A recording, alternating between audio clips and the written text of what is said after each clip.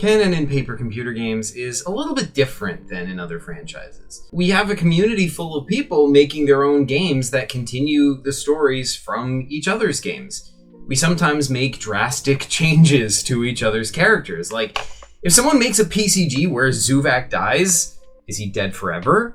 Is everyone obligated to have him be dead in their PCGs? Or was that one PCG where he died not canon? The general rule that Chris and I have been going by is that everything's canon.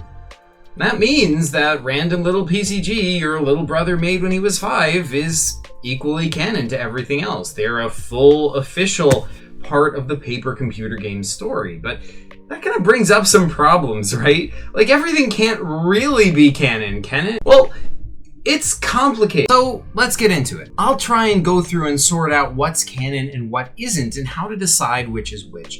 And this is a topic I've thought a lot about and debated with myself about a lot, and I think I've worked it out pretty well. So let's explore the paper computer game's canon. So the original canon was just Chris's games. Like, back in the beginning, Chris was just making pretty much all the paper computer games, and that was just that. So canon wasn't something we were really thinking about because each game was just continued from the last one. They were all made by Chris, so everything was just canon. That was it. But when my games started, it wasn't clear if they'd be considered canon. Over time, I had to think about that. You know, when I first started my first games, I did intend them to be part of the story Chris had started. I designed them to, continue from that, but I did make mistakes. I got things wrong. And as I talked to Chris about that, as I showed him my games, he would just make little comments like, oh, I didn't think of Zuvak as like that. I thought of him as sort of having this role. And I'm like, oh, gotcha. And then I would go and I would make corrections to my game. So then the future games I would make, I would change that so that they would fit better with the storyline that Chris had developed. And Chris ultimately accepted my games as canon, so they became canon as well. And as more people started to make paper computer games, I started tying together various games made by different people. Like, in my games, I would include characters and stories and settings from different people's games, trying to see, sort of keep them united into one big universe. And as of today, most of us are working within the same canon. We are sort of trying to tell one big story for the most part. I mean, there are some people who are working outside of that. But as a community, we are sort of sharing this one big universe that everyone is trying to work on. But of course, that does raise a lot of things. Having a lot of people working together, creating stories about each other's characters. A lot of times we don't even consult each other first before making decisions about what's going to happen to a particular character. And the first time, or one of the first times that became an issue for me, is way back in the day with my friend Keith. Keith had made a paper computer game called Zack to the Future, and I made a game which contradicted his plans for the story. I didn't mean to, but it just kind of happened. So in his game, which was called Zack to the Future, amazing PCG, by the way, totally incredible. It sucks that I don't have any art from it. It's all, sort of been lost to time. But in Zack to the Future, there's a part where the fat guy is blocking a train track and you have to get past him. And it is one of the most epic fat guy screens ever. But how did he get there to begin with, right? Why is the fat guy blocking the train track? So I made a PCG which explains that, called Who Would Be Crazy Enough to Devote His Life to Studying This Guy? I know, it's a big title, it's a bit of a mouthful, but in the game we see a scientist follow the fat guy through a portal which leads to those train tracks. Now, Keith played the game and he was kind of upset when he realized how it connected to his game, because he had a story in mind for how the fat guy had gotten there. See, I didn't know this, but the fat guy in Keith's game is not the same guy as the fat guy we've seen in every other PCG a million times. Keith basically took the basic idea of the fat guy, but created his own backstory for him, essentially creating a new version of him for Zack to the Future. You see, Keith's fat guy was originally an ordinary caveman, like the others wandering this area of 8-Ball Land, which is what the land is called that the game takes place in. Now, he became fat when he absorbed some weird substance from underground, whereas the normal fat guy, at least in my PCGs, was originally the skinny guy on planet Shri before Pierre tricked him into eating low-fat ice cream, which made him fat. There's no way these two are the same guy. But none of this was revealed in the game itself. It's just me playing as Zach confronting the fat guy like I have 1,000 times before. So when I made my game, it was as if it was the fat guy we all know and love. And that created a contradiction. They're not the same guy. And that's not even the only fat guy related contradiction, because in my dad's comic series called The Perfect One, it starts with the fat guy, you know, the ordinary fat guy that we do all know and love, the one who blocks Zach's path 1,000,000 times. But in this comic series, it continues from that and makes him grow to planetary proportions. He gets big enough to eat the moon.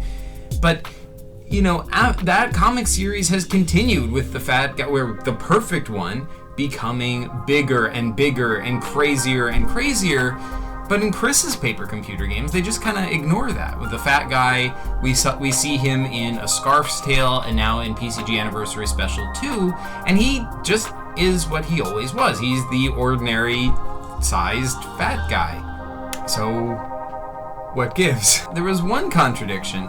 In a PCG by my friend Miles, Zach the character, fell out of a cave and died. But pretty much everyone's games ignore that. Zach continues to be in new PCGs. Why?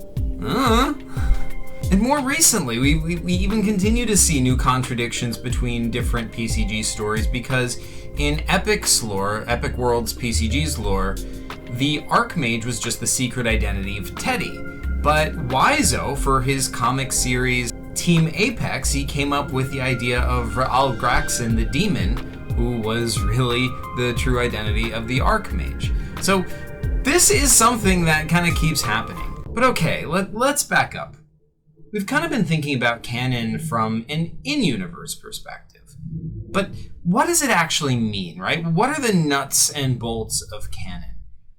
When you're a creator, if you're using characters or stories from previous stuff, from other people's PCGs or whatever, you have to decide how your story connects to the old story or not.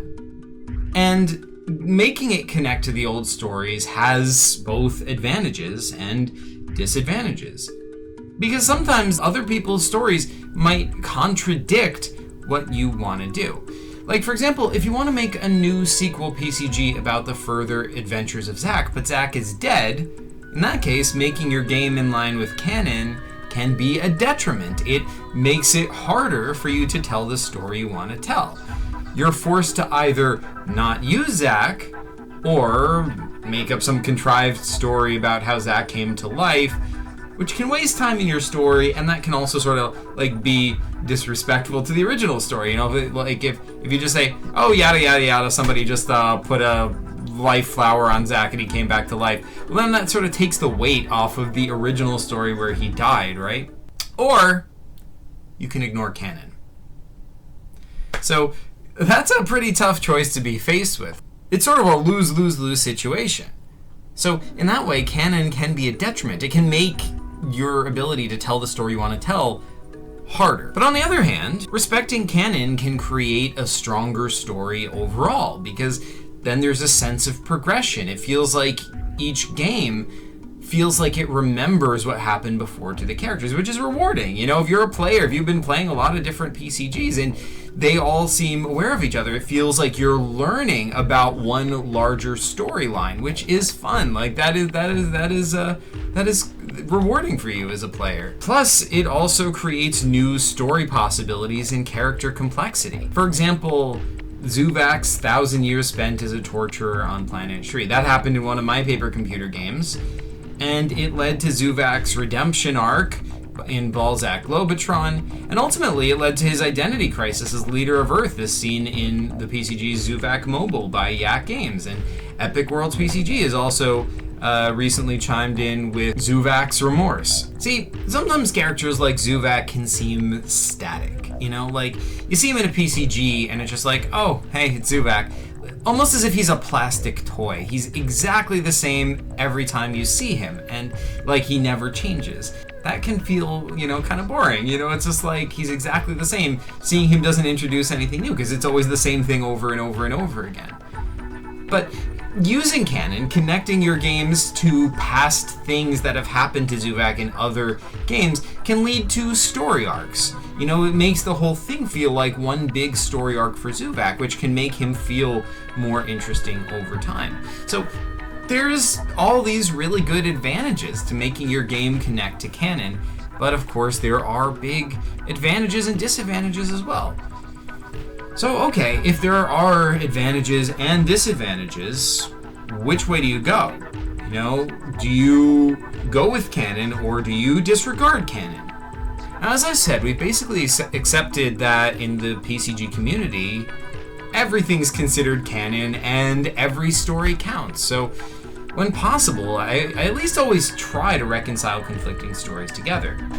On the story of the fat guy, when I wrote PCG chronology, I went with the idea that all this stuff of the perfect one becoming gigantic and all that, that's set in the near future, so that there can be more games by Chris and others set in the present day where the fat guy is still normal sized. And in the case of Archmage versus Rafael Krux, Epic decided to roll with Weisel's idea and incorporate it into the story of his Archmage PCGs. But here's the thing, sometimes it's just better for your story to decide to contradict canon. See, canon is a tool that an artist uses to make art.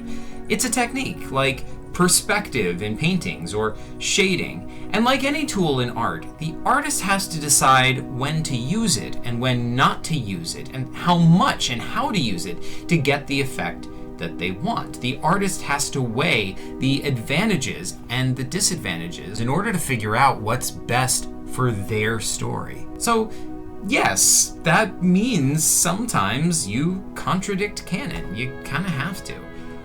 Epic Worlds PCG decided to do this recently, even though he likes and respects the canon made by everyone. He's a big, you know, advocate for the PCG universe and everything connecting to everything else.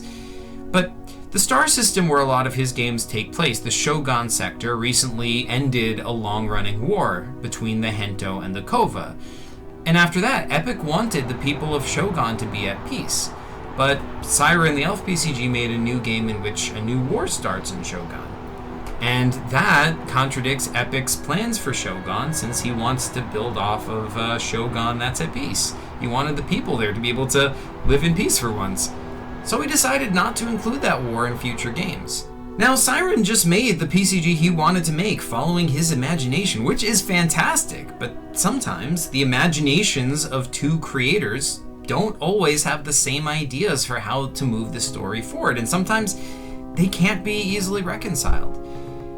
But personally, I think it's awesome that both PCGs exist. The PCG universe and canon is enriched because these two stories built on the same ideas in different directions, even if they don't fit together.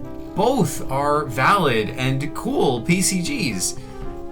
Another example that happened a while ago when Sketchy Penguin made a PCG called Boo, a game about ghosts, and in the game you meet a ghost called Mouseft.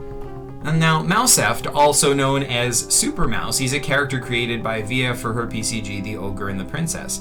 Now, I haven't played Boo, but it looks awesome. I love the art, and I love the concept of the game. It looks really, really cool. I'd love to play it at some point, but the idea of including Mouseft as a ghost mouse, I think, is really cool and creative and fits the game really well, and it's like an interesting spin on Mouseft. Like, I'm glad that exists. It, like, enriches it. But here's the problem. Via didn't want Mouseft to be dead. She wants to make more games with him alive, not a ghost mouse, but a mouse in the future. So she was saying she probably wouldn't take that into account. She would probably just keep making games where he's alive. She hasn't made any more PCGs since then, so it's sort of a moot point, but still a good example. Now, I personally feel like this one would be easy to reconcile. Like, We don't know when Boo takes place. For all we know, it could be set 100 or 1,000 years after Via's game, so they don't have to contradict it at all. You know, like maybe Mouseft lived a full life and had all the adventures Via will ever make before he died. But that is sort of beside the point, right? I mean, what if Via wants Mouseft to be immortal? Maybe he should never die. Ultimately, it's up to Via to decide whether that's her part of her game's canon or not. If she does that, if she decides that's not canon and ignores it, does that mean a third creator has to ignore it too? Maybe they could take into account Mouseft as a ghost and ignore Via's thing where Mouseft is still alive. Pretty much each creator just has to look back and decide how to deal with it. One possibility is they can decide to treat the contradicting story as non-canon and ignore it, and only include the other stuff. Like, you could make one that treats Boo as non-canon and has Mouseft being immortal, living like 100 trillion years into the future. Or they can try to include the contradictory game and try to find a way to reconcile it. Like if I'm making a new PCG or comic or whatever, I can include stuff from both games and try to find an explanation for how they both happened. That's basically what I did when I made PCG Chronology.